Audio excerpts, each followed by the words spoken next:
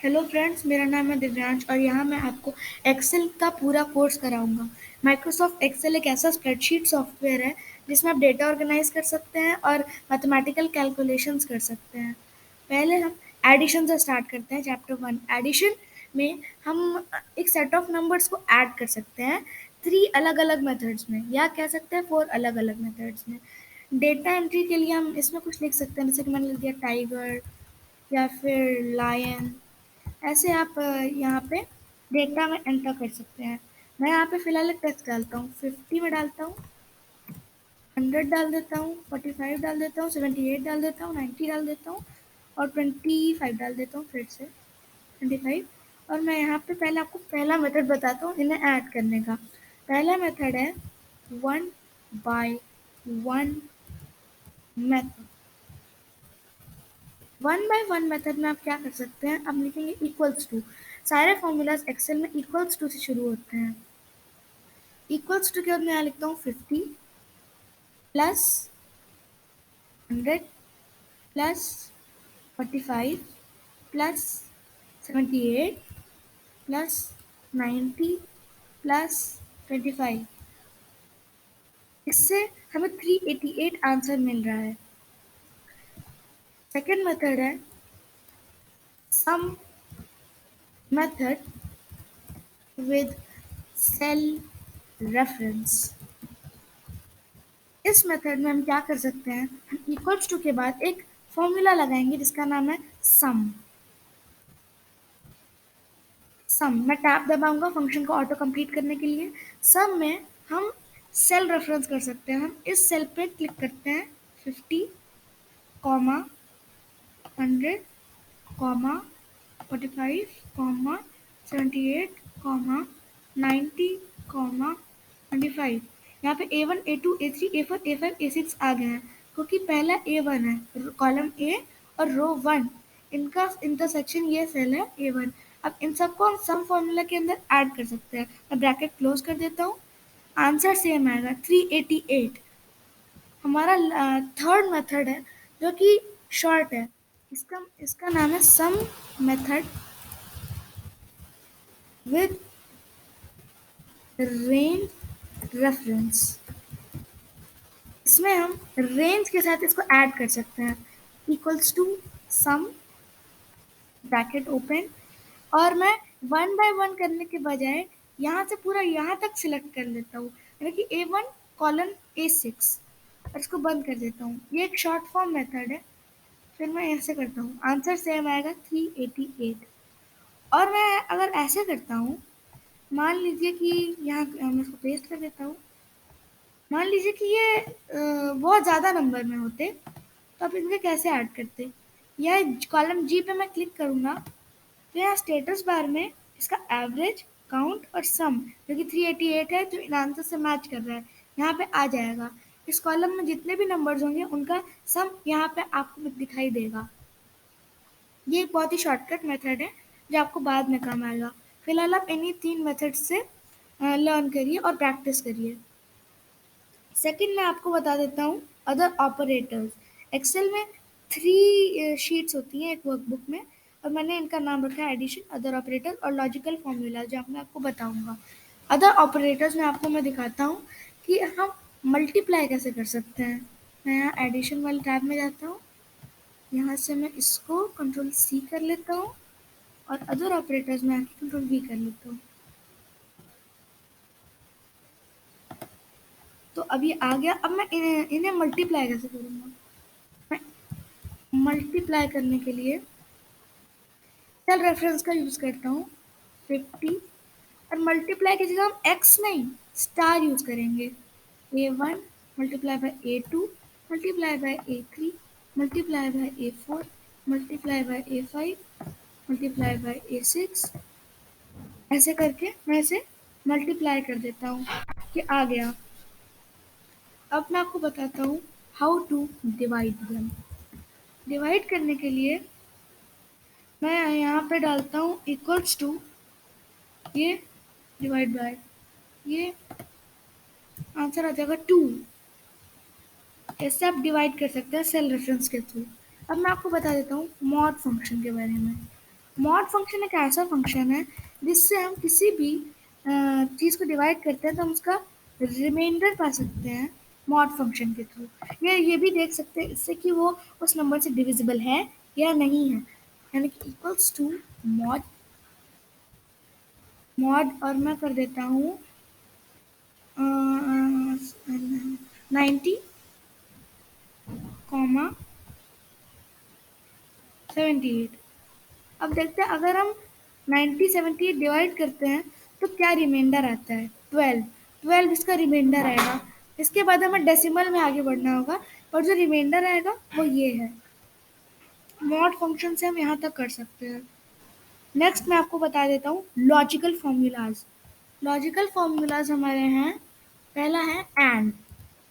And function में क्या होता है कि हम इसमें ट्रू और फॉल्स डालते हैं, इसमें से एक वैल्यू भी फॉल्स हो गई तो ये फॉल्स रिटर्न करेगा। ऐसे कुछ होता है इसमें। मान लीजिए यहाँ पे मैंने डाला equals to and bracket true false, तो फिर क्या फॉल्स रिटर्न करेगा क्योंकि इसमें से एक वैल्यू फॉल्स थी।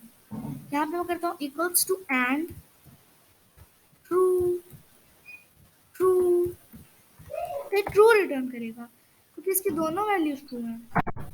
अब मैं आपको एक इम्पॉर्टेंट पॉइंट बताता हूँ कि zero is considered false. Other natural numbers or other numbers are considered true। बाकी नंबर्स हम ट्रू मानते हैं और जीरो को फॉल्स मानते हैं।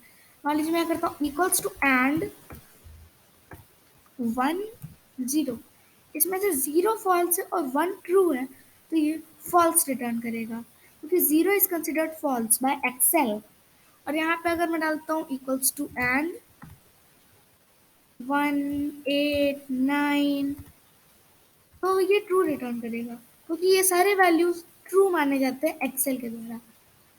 अब यहाँ पे मैं आपको एक और फॉर्मूला बताता हूँ लॉजिकल और भी एंड की तरह ही होता है पर इसमें क्या होता है, जैसे आप देख सकते हैं कि यहाँ पे मैं करता हूँ इक्वल्स टू और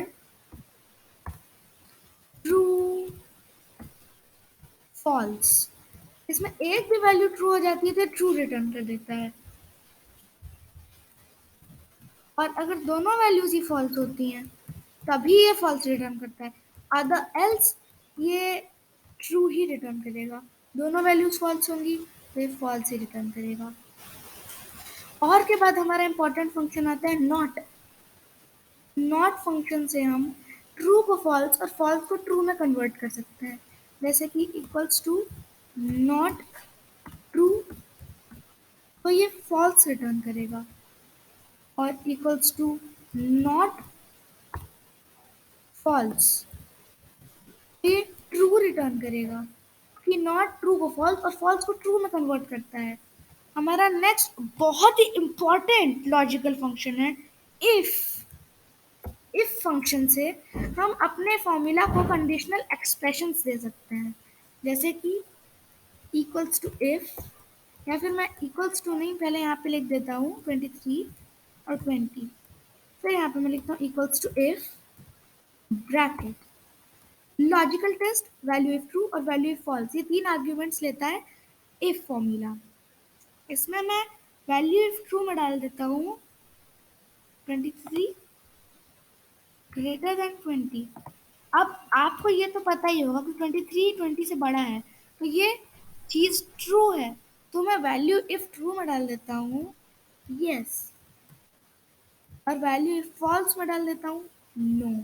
और ध्यान रखिएगा कि इसे डबल कोट में डालिएगा क्योंकि डबल कोट में जो भी चीज़ आती है वो टेक्स्ट में कन्वर्ट हो जाती है, वरना फिर वो उसको फॉर्मूला की तरह समझने लगेगा और एरर हो जाएगा। यस क्योंकि 23 20 से बड़ा है। और अगर मैं यहाँ पे कर दूँ, यहाँ पे मैं A34 कर दूँ और यहाँ पे A33 कर दूँ, यानी कि 23 से बड़ा है कि नहीं, तो यहाँ पे ये यस देखेगा क्या ये बड़ा है, ये बड़ा नहीं है, 23 से बड़ा नहीं है, तो ये वैल्यू ये फॉल्स में जाएगा और देखेगा नो, तो ये नो प्रिंट करेगा। ये लॉजिक इसमें लगता है ये लॉजिकल फॉर्मूलाज है। हमारा लास्ट और इम्पॉर्टेंट फॉर्मूला है इफ एरर। इफ एरर के बारे में मैं आपको नेक्स्ट वीडियो में बताऊंगा, क्योंकि इफ एरर इफ से ही जुड़ा हुआ है, पर इसमें एरर्स का भी कुछ है। अब मैं नेक्स्ट वीडियो में आपको एरर्स भी एक्सप्लेन करूंगा, एरर्स कैसे आते हैं, क्यों आते हैं, और उन्हें कैसे हटाया जाता है। इफ एरर उसके बाद और इज एरर भी उसके बाद बताऊंगा। इज एरर और इफ एरर फंक्शंस, और वहां पे मैं आपको बताऊंगा सम इफ फंक्शन भी। वैसे मैं सम इफ फंक्शन आपको यहीं पे बताता हूँ। अब आपने अभी लॉजिकल फॉर्मूलाज तो देख ही लिए होंगे, तो हम एडिशन में चलते हैं वापस से, और यहाँ पे मैं सम इफ डालता हूँ इक्वल्स टू सम इफ।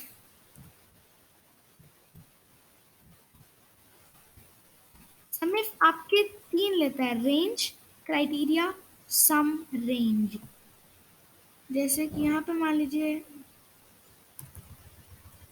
पहले मैं यहाँ पे डाल देता हूँ टॉम, कैट, मैंगो और टैंगो। मान लीजिए मैंने ये 4 डाले, यहाँ पे मैं डाल देता हूँ 40, 60, 20 और 30। अब मैं समिफ में, अब मैं यहाँ पे यूज कर सकता हूँ समिफ को। यहाँ पे मैं डालता हूँ सम इफ, रेंज में सेलेक्ट करता हूँ